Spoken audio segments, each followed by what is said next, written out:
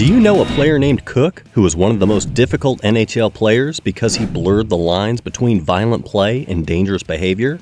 Not only players, but also coaches and fans didn't like the way he played, and many called for harsher punishments against him. But recently, we heard that he changed a lot.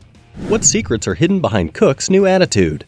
Well, it's time to reveal it in this video in detail. Don't skip this video, guys!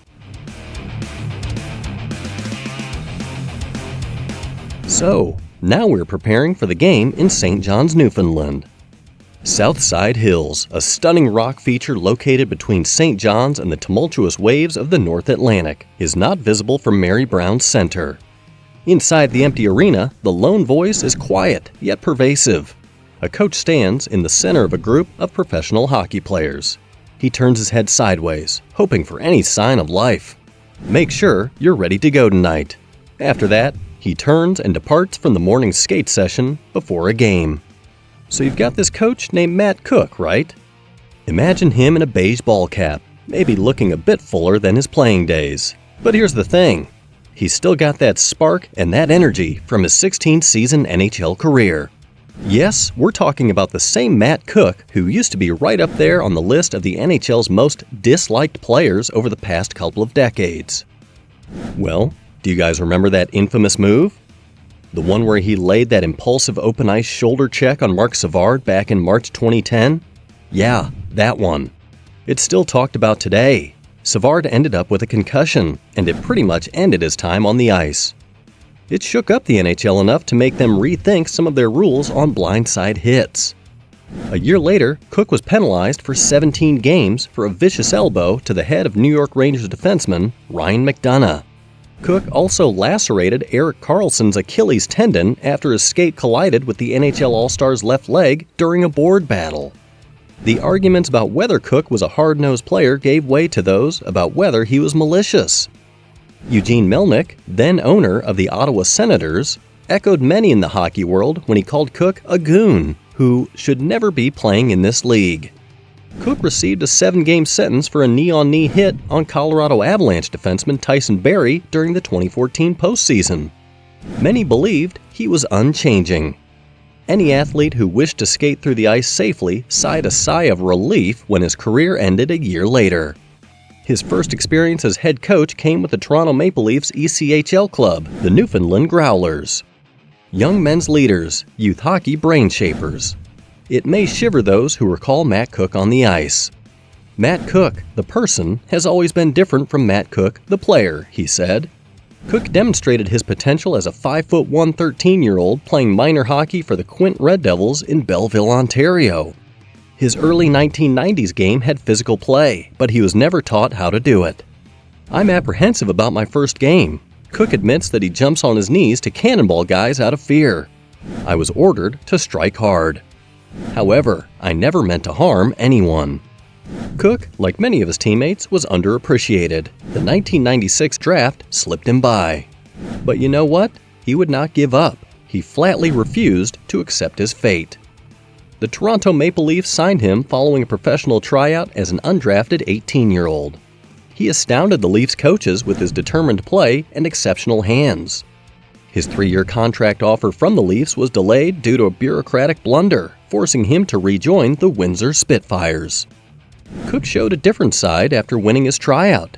After scoring 8 goals in his draft season, he led the Spitfires with 45. I was always undersized, not fast enough, not skilled enough, Cooke says. I beat the odds. He was remembered in the 1997 draft. The Canucks drafted him 144th in the 6th round. He was a consistent goal scorer and entertaining teammate with the Canucks for 9 seasons before joining the Penguins. Cooke peppered coaches with questions during special team meetings. He was not a guy who sat quietly in the room, says Cooke's former teammate Tyler Kennedy. Cooke was noted for making the middle of the ice hazardous for opponents, despite his ability to score. As the nasty hits piled up. As anger towards him mounted following his headshot at Savard, he realized he needed to change. Kennedy has seen his once chatty teammate become shy. When you hurt someone, no matter who you are, you think about it, he says. It connected Cooke to Penguins head coach Dan Bylsma. Following the 2010-11 season, Bylsma mentored Cooke through one-on-one video and on-ice sessions. It was a point of reflection about his career, who he was as a player, and how he was perceived, Bylsma said. He wanted to change that. Cooke wishes he could undo the March 7, 2010 attack on Savard. To survive in the game, I felt like Matt Cooke, the player, was the guy that made the middle of the ice harder for people to get to, he said. Under the new rule, that hit would have resulted in a suspension for several games. I didn't do anything illegal in the game. I wasn't penalized or suspended. I despise Mark's injury. On January 23, 2011, Savard returned to the ice, but Matt Hunwick struck him again, effectively ending his career. Cooke never spoke with Savard. He attempted to make contact for a month following the collision. You can only get rejected so many times, Cooke says quietly. Savard, an assistant coach with the Calgary Flames, did not answer a text. Cooke considers it his history. I haven't thought about it in a long time, he said. Back then, I apologized. I wanted him to understand it was not personal. Perhaps Milan Lucic went in the center. Play would have been the same. After retiring in 2014-15, Cooke ran a Minnesota hockey program and coached at 2 high schools. Players' expectations that Cooke would teach them thundering checks were not satisfied. Cooke, notorious for his bone-crushing smashes and provocative antics, has had a wild ride from the ice to the coach's bench.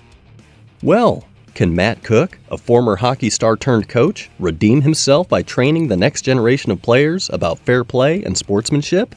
Matt Cooke, a former hockey star turned coach, intimidated opponents with his intimidating demeanor, sparking debate about his on-ice ethics.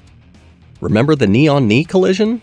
It was the stuff of legends or nightmares, depending on who you asked. Cooke now coaches the Newfoundland Growlers, a Toronto Maple Leafs affiliate. Who knew, right?